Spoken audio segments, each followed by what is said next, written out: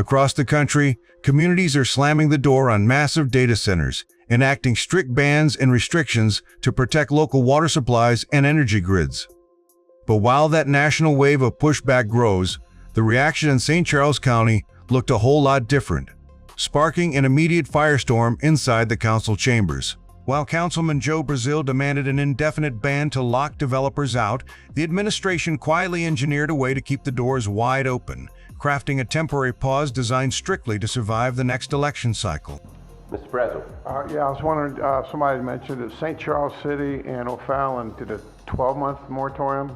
Is that correct? St. Charles did a permanent ban. St. Charles did. O'Fallon is considering one. If St. Charles thought it was lawful to do a permanent one, I don't know why we're not doing a permanent one to revisit. To win re-election, Steve Ehlmann marketed a single brand: expertise.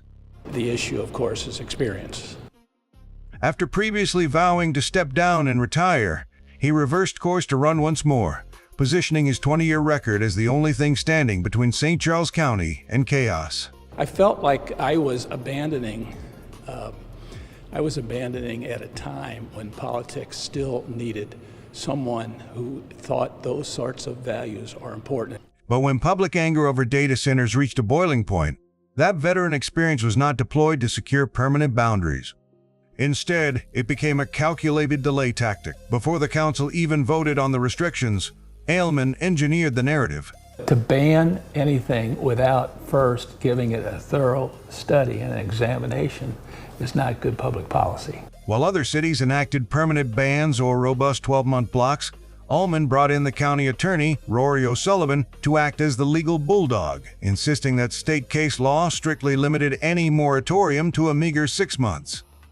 Mr. Chairman, last meeting, I thought Rory explained that in Missouri, there's case law to the effect that you can only do a moratorium for 6 months at a time. Now, after 6 months, you can vote to do it another 6 months. But there's a reason for that. Rory might... Can we ban them? I mean, the city banned it, so how do, I mean...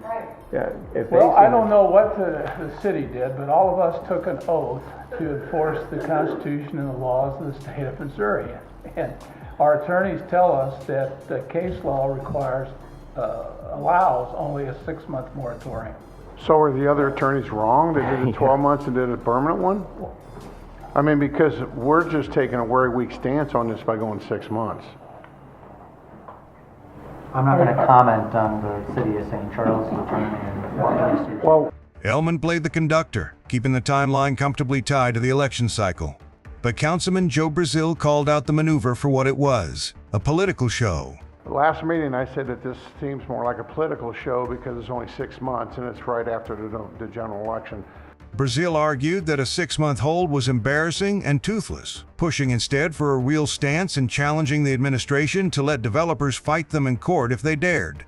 6 months is nothing. I mean, it's really embarrassing. It's just a show. But if I will make a motion that I'd like to, I would prefer 2, but I would settle for 1, but 2 would be better.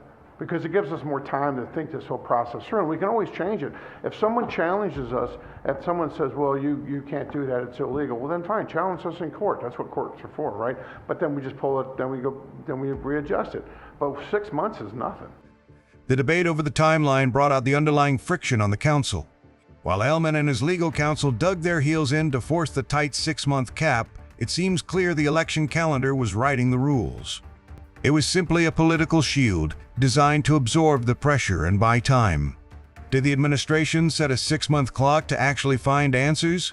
Or was it just long enough to quiet the public and just short enough to ensure no real answers are ever found?